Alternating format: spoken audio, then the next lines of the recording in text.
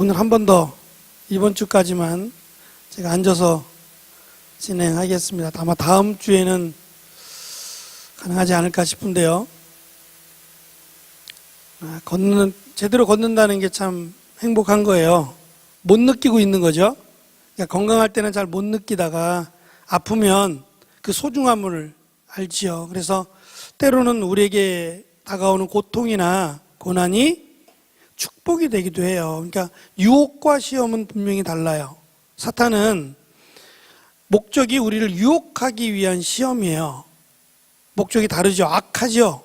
우리를 자기 마음대로 부려먹기 위해서 유혹하거나 시험하는 거예요. 그러니까 하나님으로부터 우리를 멀리하게 하기 위해서 세상에 그 어떤 것들을 갖고 와서 우리를 유혹하는 것으로 설명을 해요. 근데 하나님은 때로는 우리를 테스트한다 그러죠. 광야에서 이스라엘 백성들을 시험했던 것은 그들로 하여금 하나님을 더 잘 믿게 하기 위해서 마치 어린아이가 아장아장 걷다가 넘어지잖아요. 중심도 못 잡고 안쓰럽죠.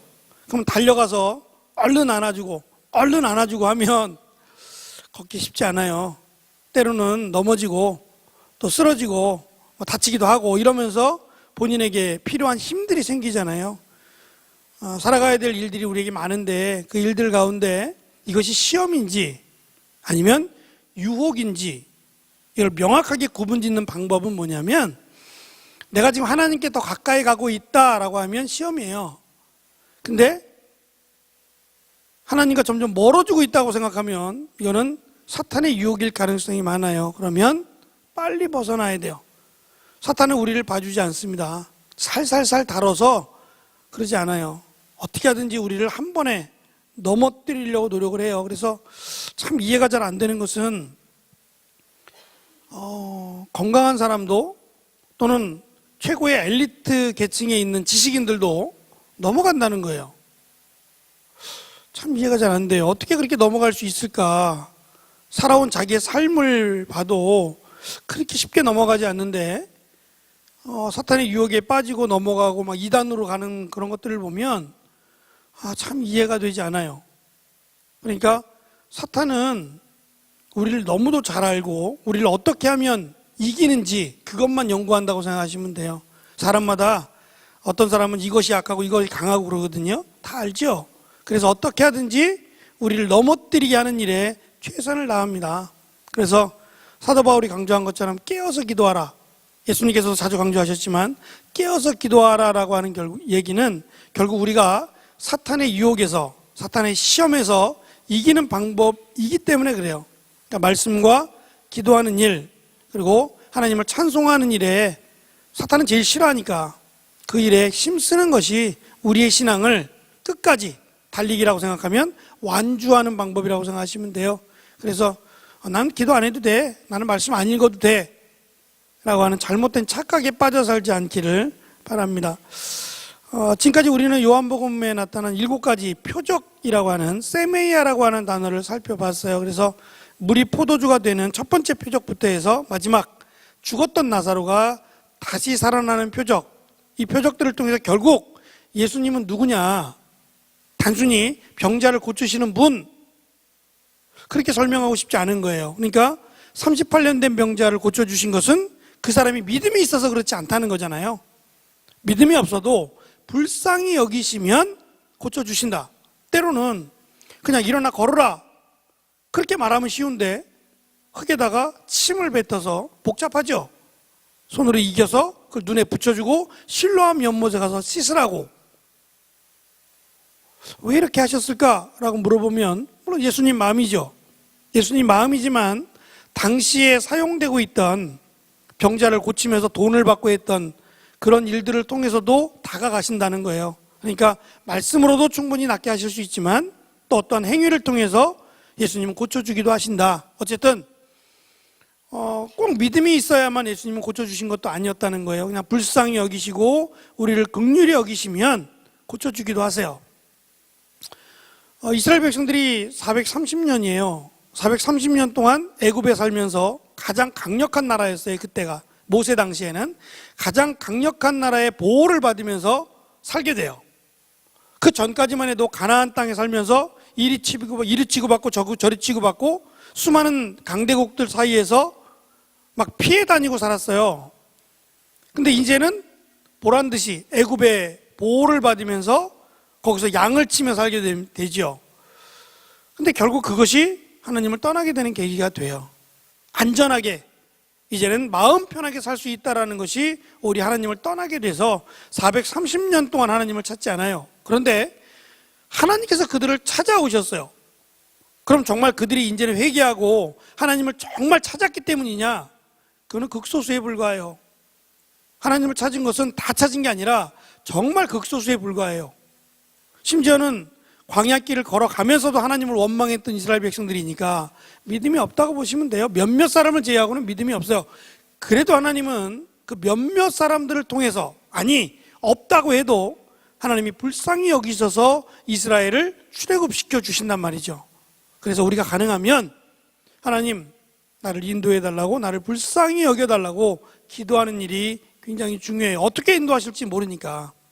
그래서 예수님이 누구냐라고 물어본다면 우리에게 천국잔치, 하나님의 나라를 주시는 분, 또 예루살렘과 온 유대와 사마리아 땅끝까지 이르러 복음이 확산되도록, 그러니까 유대인만이 아니라 우리 같은 이방인들도 예수 그리스도를 믿음으로 천국 가게 하는 은혜를 주러 오셨다. 그래서 7가지의 표적을 통해서 예수님이 누구신지에 대해서 살펴보았고요. 오늘 21장은 표적이 아닙니다.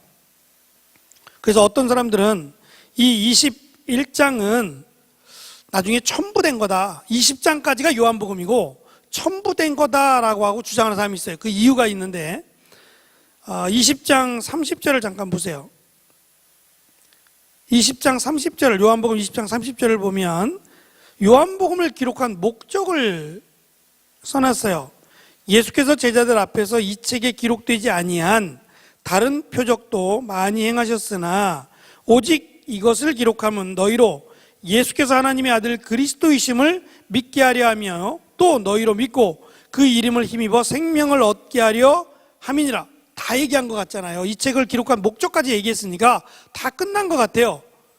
근데 왜 21장은 새롭게 다시 시작하냐 말이에요. 그래서 어떠한 책에는 이 21장이 따로 떨어져 있기도 해요. 근데 목사님은 그렇게 생각하지 않아요. 그냥 20장 이어서 21장 이렇게 봐요.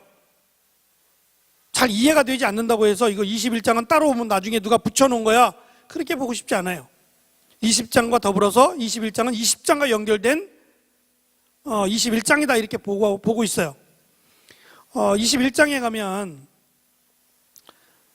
예수님께서 부활하셨어요. 약속한 대로 주일 아침에, 주일 새벽에 부활하셨어요. 금 돌아가시고 금, 토, 일, 사흘 만에, 3일 만에 부활하셨어요. 새벽에 부활하시고 나서 요한복음은 부활하신 예수님이 3번 나타나요. 찾아볼까요? 21장 14절, 20장 14절 아닌가? 21장 14절, 예수께서 죽은 자 가운데서 살아나신 후에 3번째로 제자들에게 나타나신 것이다. 그러면 2번째도 있을 거고 첫 번째도 있을 거죠. 첫 번째는 20장 19절, 이날 안식 후 첫날, 주일이에요. 예수님께서 부활하신 날이에요. 그날 첫 저녁 때에 제자들이 유대인들을 두려워하여 모인 곳에 문을 꼭꼭 닫아놨는데 예수께서 오사 문을 열고 들어온 게 아니라 문을 뚫고 들어오신 거예요. 문을 뚫고 들어오셔서 제자들 가운데 서서 이렇게 말합니다. 너희에게 평강이 있을지어다.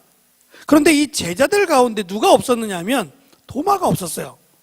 도마는 의심이 많아서 이렇게 말해요. 나는 만져봐야 되겠다.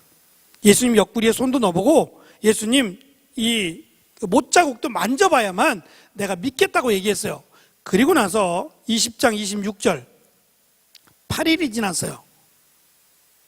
8일이 지나서 이번에 도마도 제자들과 함께 있을 때에 상황은 똑같아요. 집안에 있을 때에 문들이 닫혔어요. 꼭꼭 닫아놓은 거죠. 자기들을 잡아갈까 봐 꼭꼭 닫아놓은 그 상태에서 예수님이 또 문을 통과해 들어오셔서 그들 가운데 서서 가라사대 너에게 평강이 있을지어다. 똑같은 말이었어요. 똑같이 너에게 평강이 있을지어다라고 말씀하시며 이번에는 도마에게 만져보라고 하셨어요. 그리고 나서 이제 세 번째, 부활하신 예수님이 세 번째로 나타나신 장면이 14절에 있는 거예요. 이 내용이 뭐냐면 예수님께서 제자들에게, 대부분 갈릴리 어부 출신들이에요. 그리고 누가복음 5장을 잠깐 볼까요? 마태, 마가, 누가복음 5장. 예수님께서 처음으로 제자들을 만나신 장면을 기록하고 있어요.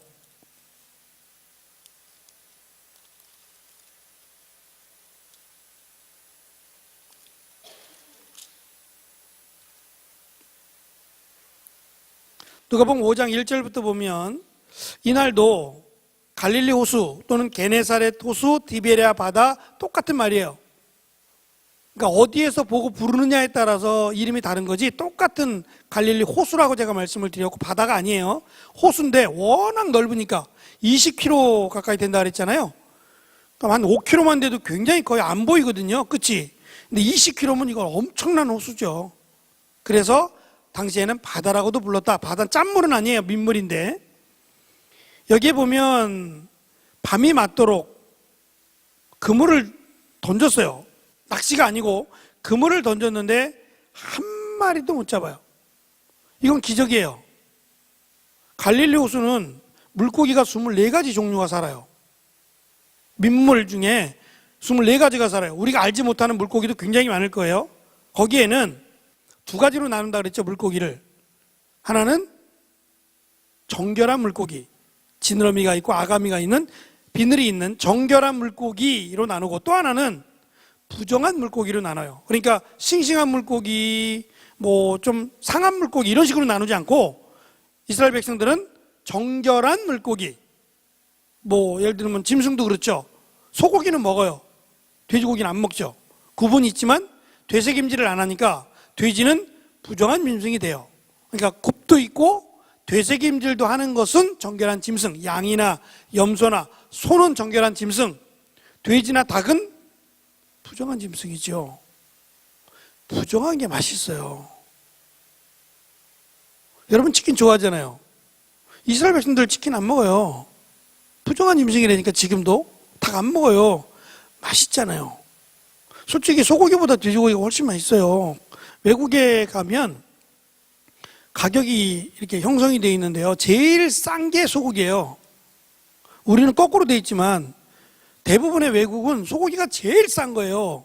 그 위에가 돼지고기, 그 위에가 닭고기, 그 위에가 오리고기, 그 위에가 양고기였어요. 남아공은 그랬다고요. 그 위에가 양고기였어요. 개고기는 없죠. 거기는 개 잡으면 그냥 형무소 가야 돼요. 안 돼요. 개도 묶어놔도 뭐라 그래요? 개천국이에요. 개천국. 짐승의 천국이에요. 큰 마트 가면, 우리도 지금 그러지만 큰 마트에 가면 정말 한 코너 자체가 전부 다 개나 고양이나 새나 이런 짐승들 코너예요. 근데 이게 안 싸요. 개껌이라고 아세요? 개껌? 먹어봤어요? 한번 먹어봐요. 먹을 수 있는 거예요, 그거. 그 고기 막 이것저것 고기 다져서 만든 거라 배고프면 이것도 먹겠더라고. 안 싸요. 우리가 먹는 참치보다 비싸. 캔보다. 그러니까 이 짐승들이 먹는, 개나 고양이나 새들이 먹는 음식들이 싸지 않아요. 이거 돈이 있어야 키운다니까. 근데 거기서는 이걸 키워요. 오히려 흑인들이 차에 치여서 죽으면 별로 돈이 안 들어요. 근데 개가 치면 돈이 많이 들어요. 물어줄 돈이 많아요. 이 말도 안 되는 시대예요, 지금. 근데 어쨌든 거기는 개를 보호해 주기 때문에 안 먹죠. 우리를 야만인이라고 하는 건데 우리는 최상위급이에요. 그게 아마 제일 비쌀걸요, 개가. 모른 척 하지 말고 최상위급이에요. 굉장히 비싸요. 그러니까 귀하니까 그럴 수도 있고 또 못 먹게 해서 그럴 수도 있고 뭐 몸에 좋아서 그럴 수도 있겠지만 어쨌든 우리나라는 조금 반대로 이렇게 돼 있어요. 고기값이 조금 다른데 하여튼 이스라엘 백성들은 정결한 물고기, 부정한 물고기, 정결한 고기, 부정한 고기 이런 식으로 나눈다 그랬죠. 그래서 이스라엘 백성들은 정결한 고기, 비늘이 있는, 아가미가 있고 비늘이 있는 물고기를 잡기 위해서라도 깊은 데로 간다. 수압이 깊은 데는 수압이 있잖아요. 수압이 있는 곳에 비늘이 있는 물고기가 살겠어요? 비늘이 없는 물고기가 살겠어요? 비늘이 그런 역할을 해주는 것 같아요. 수압을 잘 이겨낼 수 있도록 해주나 봐요. 그래서 미꾸라지나 이런 메기들은 대부분 강가예요. 그래서 강가에서 목사님도 고무신으로 미꾸라지 잡은 기억이 있어요. 이렇게 그 개울가 강가 구석에 이렇게 툭툭 치면은 미꾸라지가 나와요. 뭐 손으로 잡으면 미끄러지니까 고무신에다 올려놓으면 절대 못 도망가죠. 그 기억이 있어요. 매번은 아니지만.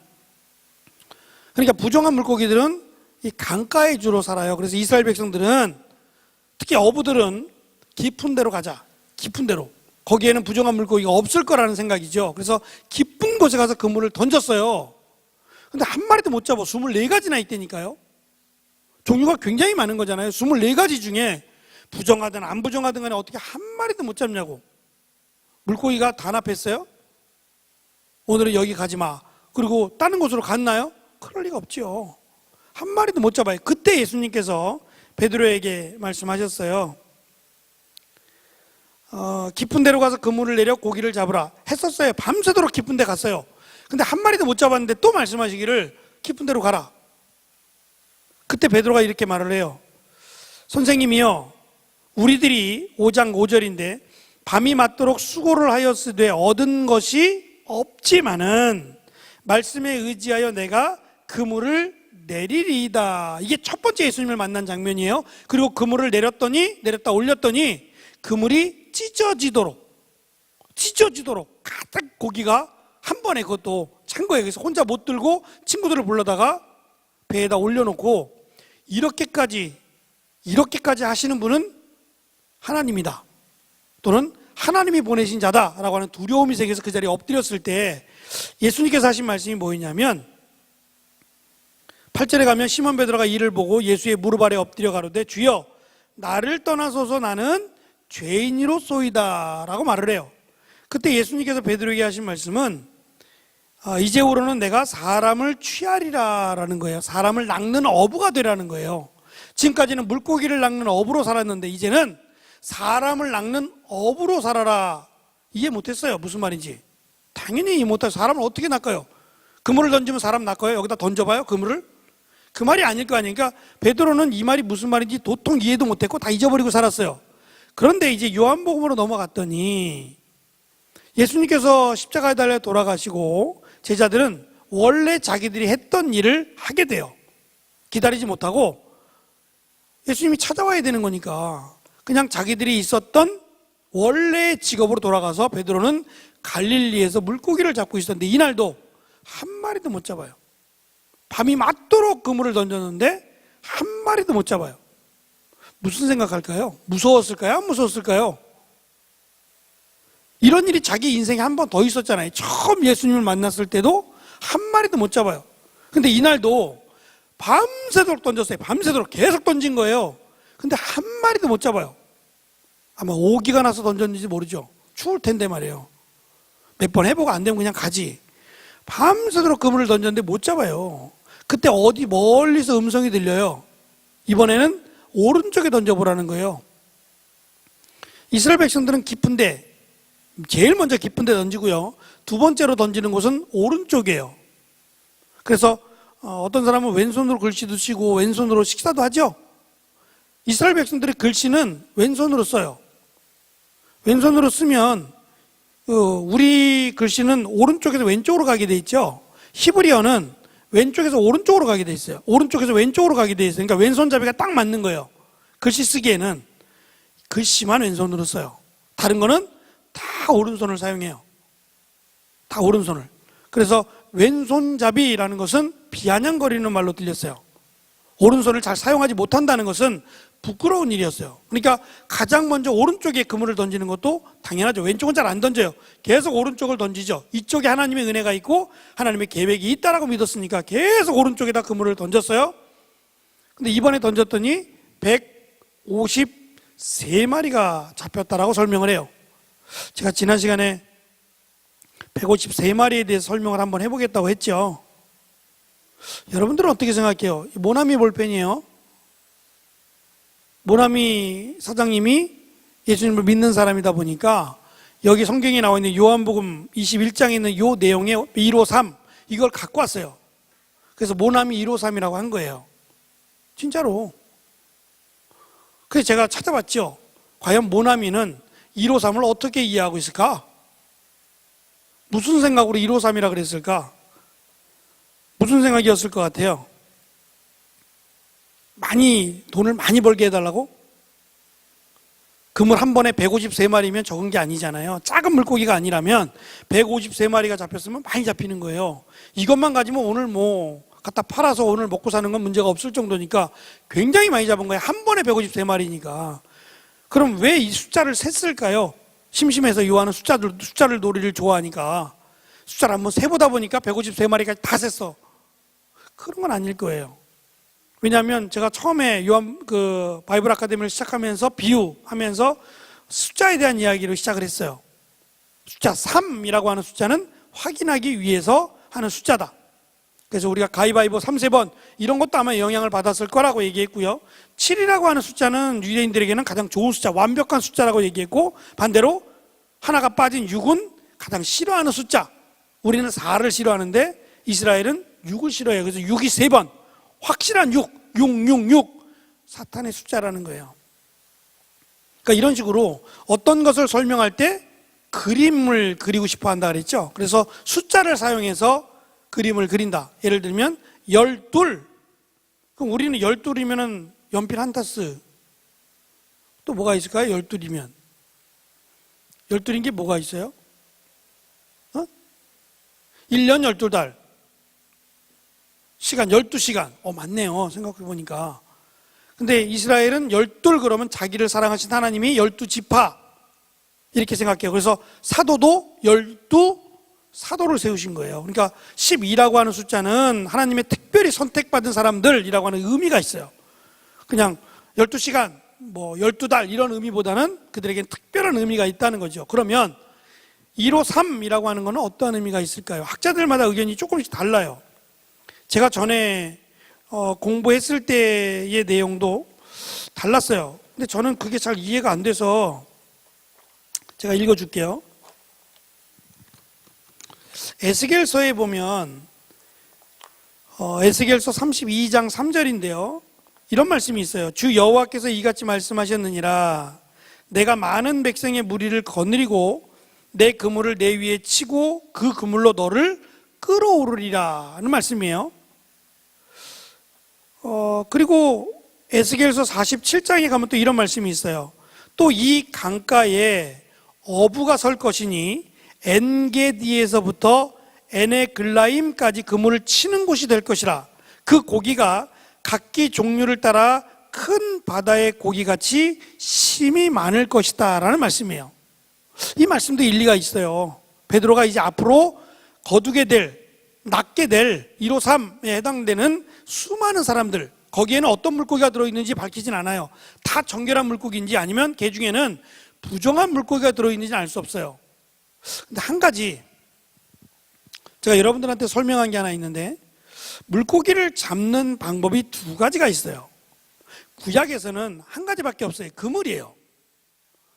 그물로 물고기를 잡아야죠. 그런데 시대가 지나가면서 물고기를 많이 잡아야 될 이유가 없는 사람들이 있어요. 이걸로 먹고 사는 사람들이 아니라면 물고기를 왜 이렇게 많이 잡아? 그리고 배를 타고 위험하게 깊은 데로 가서 물고기를 잡을 이유가 없어요. 자기는 그냥 한두 마리만 있으면 좋아. 이거 잡아서 먹거나 그러기 위해서 즐기기 위해서 물고기를 잡는 거예요. 손맛이라 그러죠. 이러기 위해서 택한 방법이 있는데 만들어진 방법이 낚시였어요. 지금처럼 이렇게 낚시끈이 있거나 찌가 있거나 이런 건 아니에요.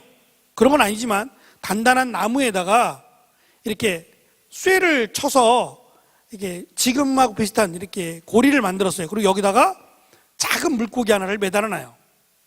살아있는 작은 물고기를 매달아 놓고 이 낚시를 던지는 거예요. 그러면 배를 타고 갈 이유가 없고 그냥 강가에 앉아서 낚싯대를 들여오는 거죠. 그럼 얘기했던 대로 강가에서는 뭘 잡겠다는 거예요? 깊은 데로 가면은 비늘이 있는 물고기를 잡겠다는 거고, 이게 싫어, 나는 굳이 이걸 잡아야 될 이유가 없어라고 하면 강가에 가서 잡겠다는 얘기는 물고기를 매달았으니까 미꾸라지 같은 건 못 잡는 거예요. 작으니까 그건. 그러면 좀 큼지막한 거 메기죠. 전 남아공에서 메기를 구워 먹어봤어요. 그렇게 드시더라고. 진짜 시커멓잖아요. 메기가 좀 징그럽게 생겼죠. 까맣고 징그럽게 생겼잖아요. 누가 봐도 입도 크고. 고양이 물고기라고 불러요. 수염이 이렇게 나서. 근데 이 시커먼 물고기를 호일을 놓고 불을 피워놓고 딱 올려놓으니까 그게 익잖아요. 메기가 익으면 정말 솜사탕 같이 하얀 게 나와요. 껍질은 얇거든요. 껍질이 굉장히 얇은데 껍질은 까맣고 그 안에는 하얘요. 정말 눈꽃송이처럼 하얘요. 그리고 가시가 많지 않아요. 가시가 길어요. 그러니까 먹기가 굉장히 편해요. 근데 이것을 로마 사람들이 즐겼어요. 맛있다는 거죠. 그래서 소금을 찍어서 이걸 먹었는데 목사님도 그렇게 한번 먹어봤어요. 근데 정말 맛있다. 우와, 끝내준다. 이런 건 없었어요. 그냥 그랬다고 하니까 먹어본 것 뿐이지, 이야, 정말 그러진 않아요. 그러진 않는데 하여튼 그렇게 먹었고, 그거를 잡기 위해서 낚시를 만들었다 그랬어요. 그래서 두 가지 방법이 있어요. 하나는 그물, 이거는 물고기를 잡아서 먹고 살아야 되니까 그물. 또 한 가지는 여유를 즐기고 내가 필요한 물고기를 잡아 먹겠다고 했을 때 낚시. 근데 지금 요한복음에는 낚시라는 단어가 안 나와요. 마태복음에는 있어요. 17장에 가면 예수님께서 베드로에게 너는 가서 낚시를 해서 첫 번째 올라오는 물고기의 입을 열어 동전을 꺼내라. 그리고 너와 나의 성전세를 내라. 말도 안 되는 얘기 같잖아요. 예? 베드로는 한 번도 낚시해 본 적 없어요. 낚시 안 해요. 낚시는 목적이 부정한 물고기를 잡는 거라니까요. 부정한 물고기를 왜 잡아요? 정결한 물고기를 잡아야 되는 거고, 이 물고기를 팔아서 생계를 이어야 되는데 낚시를 안 하죠. 당연히 안 해요. 근데 예수님은 낚시를 하라고 시켰어요. 목적은 분명하겠죠. 그 물고기를 잡으라는 거고, 동전이 500원짜리만 한데 이 동전이 입에 들어갔다 나오려면 입이 커야 되는 거니까 매개일 가능성이 굉장히 높아요. 근데 어쨌든 마태복음에는 낚시라는 단어가 딱 한 번 나오는데 요한복음은 안 나와요. 그냥 그물을 던진 것밖에 없어요. 그러면 이 153이 무슨 의미가 있을까? 일단 이스라엘 백성들은 숫자를 조합할 때 14만 4천 명, 14만 4천 명은 12 곱하기 10이에요. 그럼 144가 돼야 되는데 000을 왜 붙였느냐? 그거는 단위를 나타낼 때, 좀 많다라는 걸 나타낼 때는 100, 더 많으면 1000 이렇게 해요. 그래서 100마리 양이 있는데 이 양 중에 한 마리가 갑자기 사라지잖아요. 그러니까 꼭 100마리가 있어야 되느냐? 그건 아니에요. 근데 어떤 그 무리를 얘기할 때는 이 정도면 충분히 설명이 가능한 무리, 그럴 때는 100이에요. 그래서 백부장 얘기나 많이 나오죠. 우리가 볼 때는 100명밖에 안 돼? 백부장이 뭐 별것도 아니라 1000부장 정도는 돼야지 이렇게 생각할지 모르지만, 전쟁을 할 때 민첩하게 움직이려면 1000부장보다는 백부장이 난 거예요. 그래서 정예부대라고 하면 100명이에요. 이 100명이 큰 일을 합니다. 그러니까 1000부장이어야만 더 높은 사람, 그렇게 따지지 않아요. 그러니까 어떠한 백부장이냐, 어떠한 1000부장이냐에 따라서 위치가 달라요. 그러니까 보통 어떤 무리를 얘기할 때 100명 그러면 충분히 설명할 수 있는 무리를 100명이라고 본단 말이에요. 그러니까 100이라는 단어를 썼을 때 1, 5, 3, 153마리라 그랬으니까 100이라고 하는 단어는 어떠한 전체의 집합을 의미할 때 100을 써요. 그럼 이 집합이 어떤 집합이야? 예수님께서 잡으라고 했던 이 100이라고 하는 숫자를 얘기했을 때 100은 어떤 집합일 것 같아요? 거기에는 부정한 물고기도 들어있을 거예요. 왜냐하면 나중에 사도행전으로 넘어갔을 때 고넬료라고 하는 백부장이 나와요. 이 백부장이 믿음도 좋고 예수님의 말씀을 더 듣고 싶어 했어요. 너무 간절해서 기도할 때에 베드로를 청하라고 했어요. 굉장히 멀리 있었는데 요빠인가요? 요빠로 보내서 베드로를 청하라 그랬어요. 그래서 자기의 수하 가운데 2명, 그리고 믿음이 있는 그 위에 상관, 부하를 딸려서 베드로에게 보냈을 때, 베드로가 그때 마침 낮 12시에 기도하고 있었어요. 좀 높은 데 올라가서 무릎 꿇고 기도하고 있을 때 환상을 봐요. 하늘이 열리고 보자기 같은 4 귀퉁이가 있는 보자기가 내려왔어요. 이게 뭐지? 그리고 펼쳐보니까 거기에는 온갖 뭐 기는 거, 뭐 벌레가 있었는지 모르겠지만 하여튼 이거를 잡아 먹으래요. 베드로가 깜짝 놀라서 이걸 내가 어떻게 먹냐고, 이 부정한 것들을 내가 어떻게 먹냐고 얘기했을 때 내가 이미 너에게 줄 때에는 부정하지 않기 때문에 주었다는 거잖아요. 그러니까 베드로에게도 그 보자기를 통해서 부정한 것, 정결한 것이 다 들어있었을 거란 말이에요. 그러면 이 물고기도 153이라고 하는 153마리의 물고기 안에는 부정한 물고기도 또는 정결한 물고기도 다 섞여 있을 거라는 거예요. 이들을 너희가 이제 베드로가 이 잡은 물고기를 어떻게 하라는 거냐면 뒤에 나오는 양 이야기할 때 먹이라, 입히라 라고 했던 것처럼 그들을 말씀으로 잘 양육하라고 하는 의미일 거예요.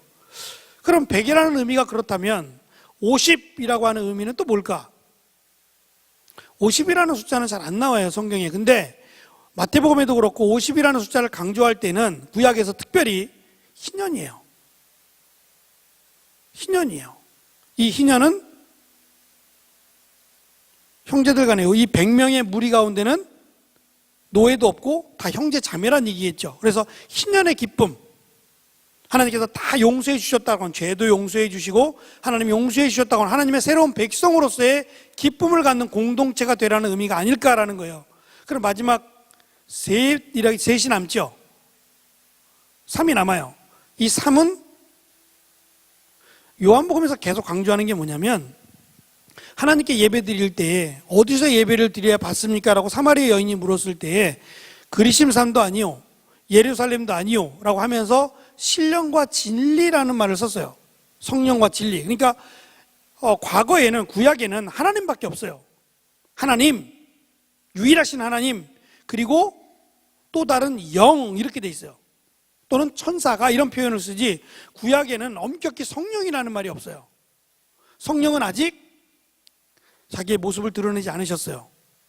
그러니까 예수님께서 가시고 성령께서 우리 안에 임하시는 거지, 안 계신다는 게 아니라 성령께서 사역을 본격적으로 하신 것은 예수님께서 이 땅을 떠나가셨을 때 하셨다는 거예요. 예수님도 마찬가지죠.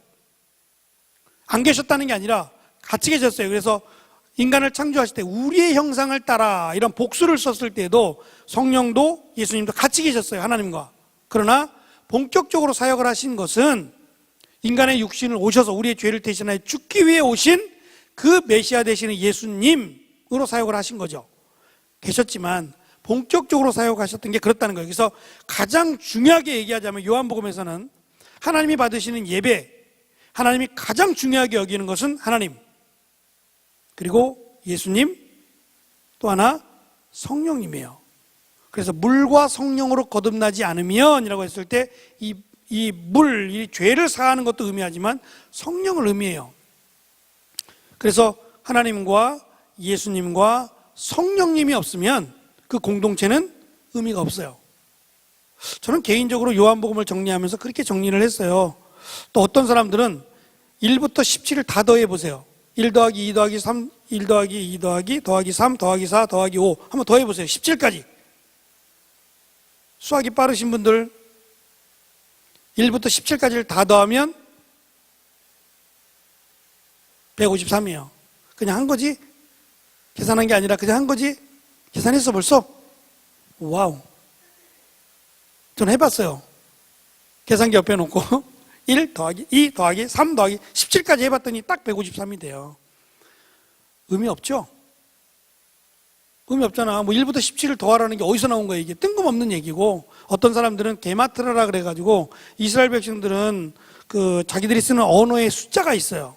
하나님 그러면 그 하나님이 상징하는 1이라고 하는 숫자가 있고 게마트라라고 불러요. 그래서 그 엔게디에서 에글레임까지라는 숫자를 더해버리면 뭐 153이 나온다, 이런 얘기도 해요. 근데 저는 내용면에서는 엔게디라는 곳에서부터 에글라임까지 다 물고기를 잡게 하신다. 내용도 에스겔에 있는 예언의 내용이 맞다라고 하지만 굳이 요한이 생소하게 153이라고 하는 숫자를 넣었을 때에는 더 특별한 의미가 있을 거라는 거예요. 그런 걸 좋아하니까. 그렇게 봤을 때 저는 100이라는 숫자, 50이라고 하는 숫자, 그리고 3이라고 하는 숫자를 요한복음 안에서 중요성을 찾아서 지금 제가 잠깐 설명을 드렸고요. 하나만 더 찾아보면 예수님께서 베드로에게 나타나셔서 지금 3번 베드로에게 나타난 거예요. 처음 나타났을 때도 베드로가 있었고 도마와 함께 나타났을 때도 베드로가 있었어요. 그리고 갈릴리 옷에서 또 만난 거예요. 부활하신 예수님이 베드로를 3번 만나요. 근데 그 결정적인 만남 가운데 마지막 3번째 만남에 숯불이 있어요. 한번 봐요. 21장 9절. 시몬 베드로가 올라와서 그물을 육지에 끌어올리니 가득 찬 큰 물고기가 아니다. 9절이지.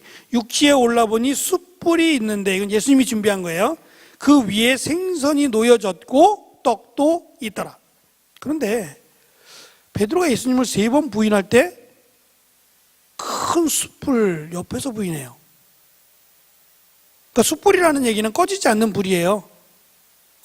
잘 꺼지지 않는, 오랫동안 타도록. 그리고 베드로가 예수님을 부인했던 시간이 몇 시라 그랬어요, 제가?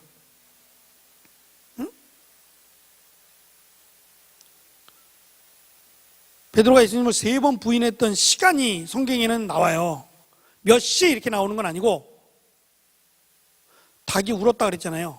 3번 부인했을 때 내가 닭 울기 전에 나를 3번 부인하리라 말씀하신 그것이 그대로 이루어져서 3번 부인하자마자 닭이 어떻게 울어요? 꽃게는 우리 거고. 닭 울음소리 다 다르더라고. 미국 닭 울음은 흉내도 못 내겠어요. 우리 게 제일 좋아. 제일 비슷해. 어쨌든 근데 이 닭 울음 시간이 달라요. 우리는 새벽에 울고 이스라엘은 몇 시에 울어요? 자정에. 밤 12시에 울어요. 우리 같으면 확 어떻게 해버려야 돼. 자고 깊은 잠에 빠질 때 우니까 시끄럽잖아요. 근데 하여튼 그렇게 우나 봐. 그러니까 12시에도 불이 꺼지지 않았으니까 저녁 때부터 피워놨을 거예요. 저녁은 춥거든요. 상당히 추워서 불을 피워놓지 않으면 막 진짜 감기 걸리기 너무 딱 좋은 날씨예요. 낮에도 그렇다는, 여름에도 그렇다는 거예요. 여름엔 추워요. 저녁은. 낮에는 뜨겁고 일교차가 커서 이슬을 만든다라고 제가 말씀을 드렸고, 이 이슬이 구원을 상징하는 거예요. 이슬이 없으면 죽어요. 이스라엘 백성들은 농사 못 져요. 비는 딱 2번밖에 안 오거든요.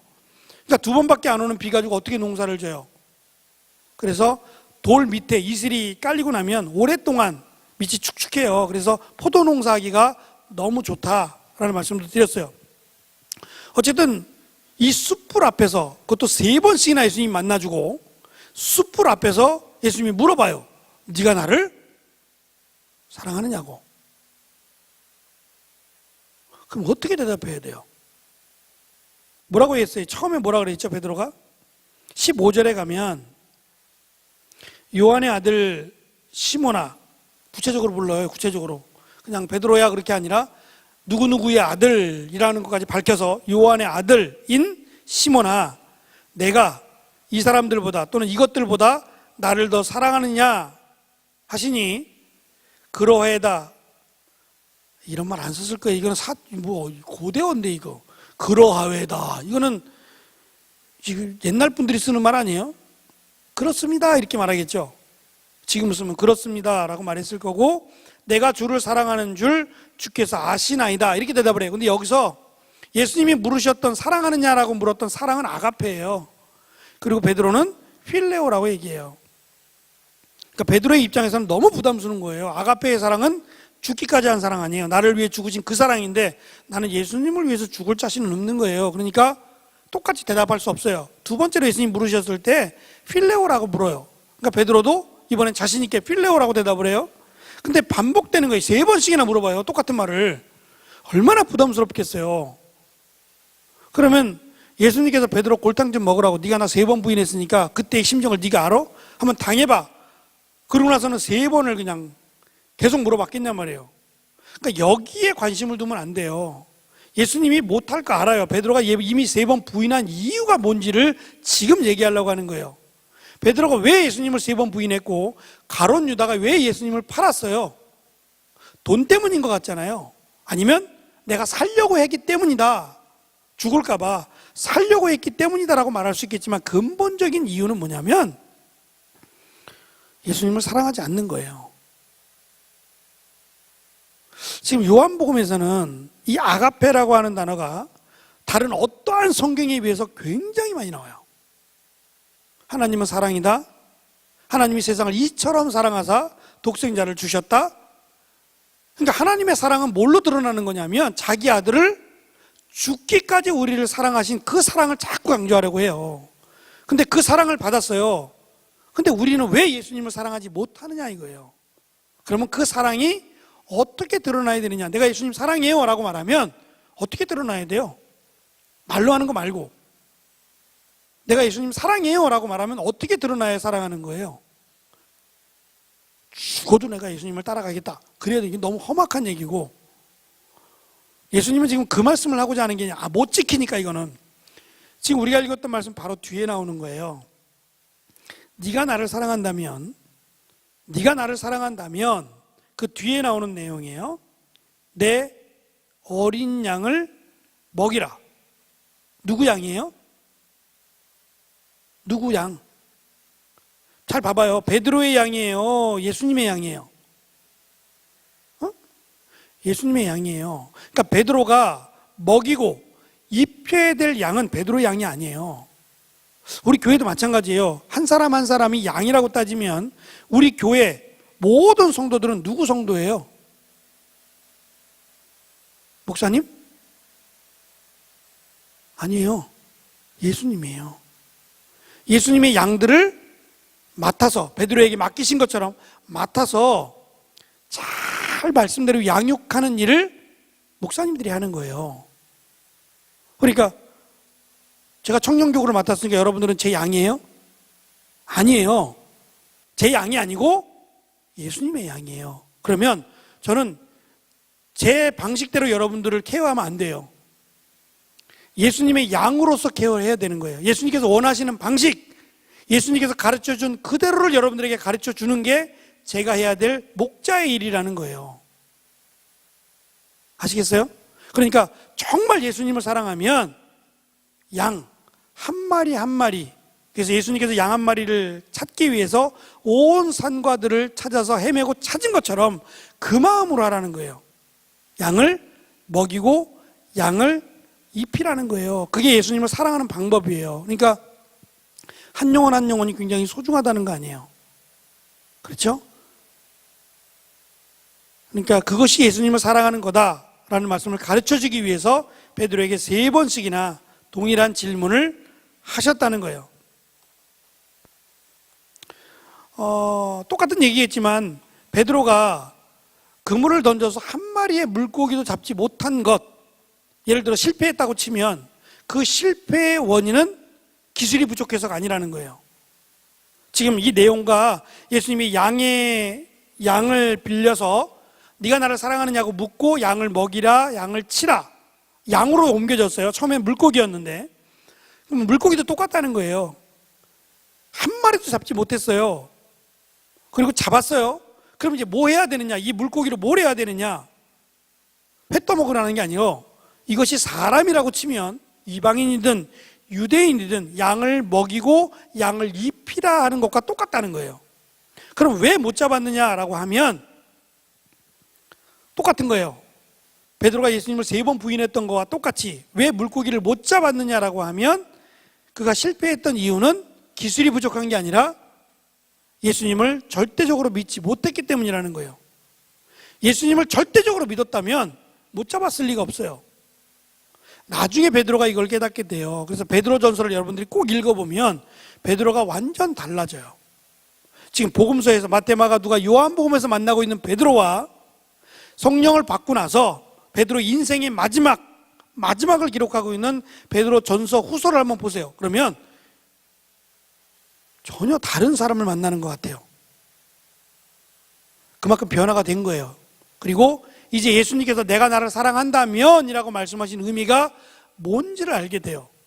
내가 죽어도 죽기까지 할지라도 예수님께서 맡기신 이 양들, 이 성도들을 말씀으로 양육하고 바르게 예수님의 양으로 세워야 된다는 걸 깨닫게 돼요. 그게 우리가 해야 될 일이라는 거예요.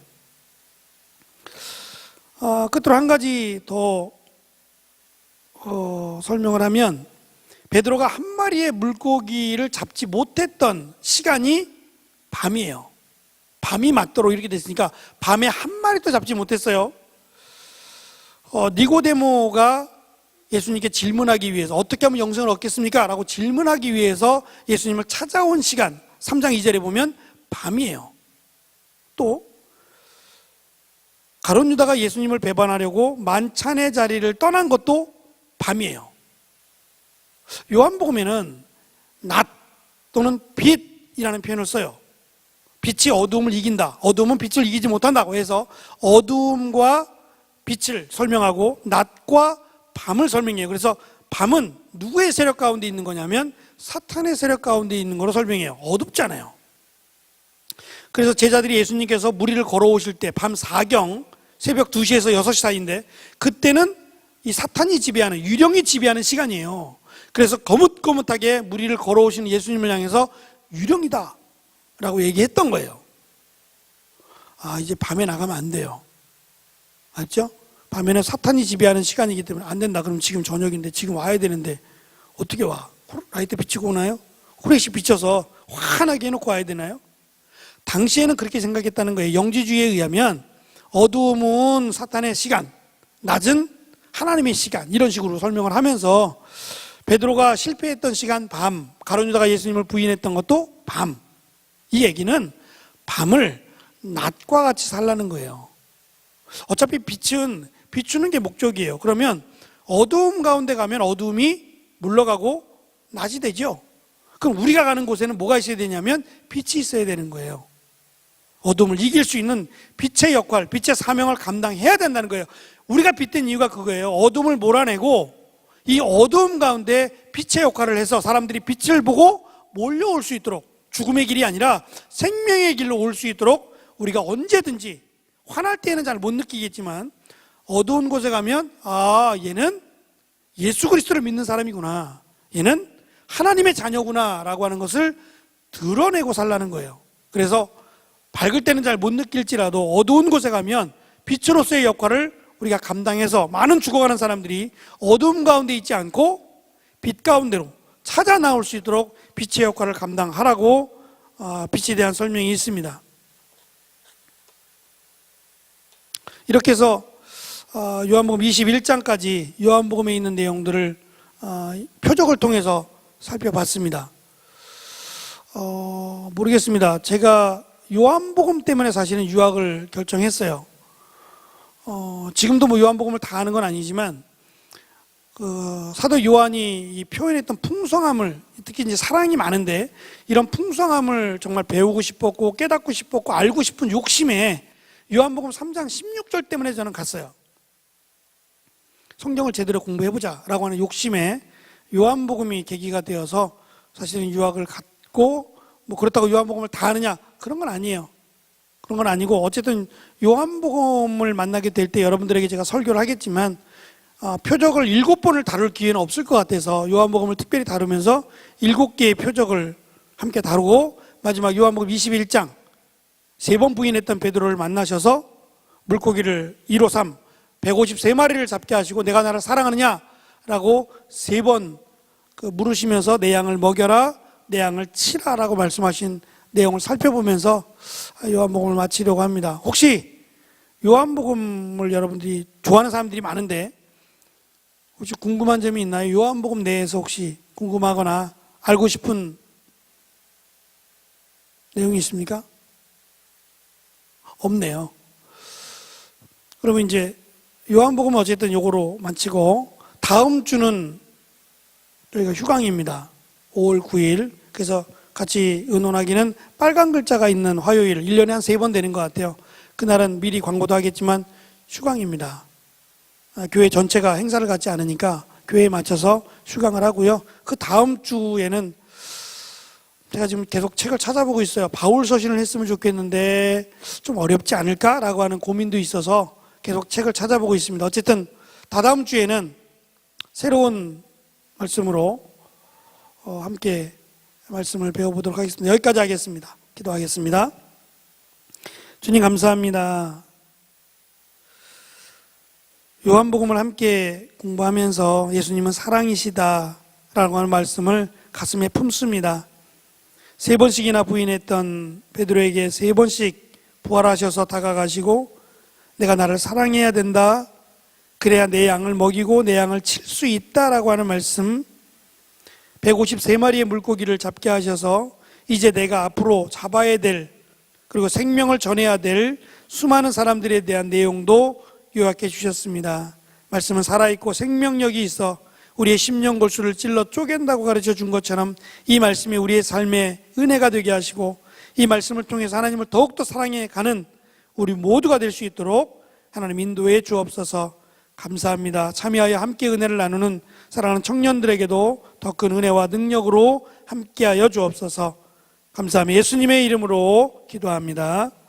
아멘. 수고하셨습니다. 다음 주에 뵙겠습니다.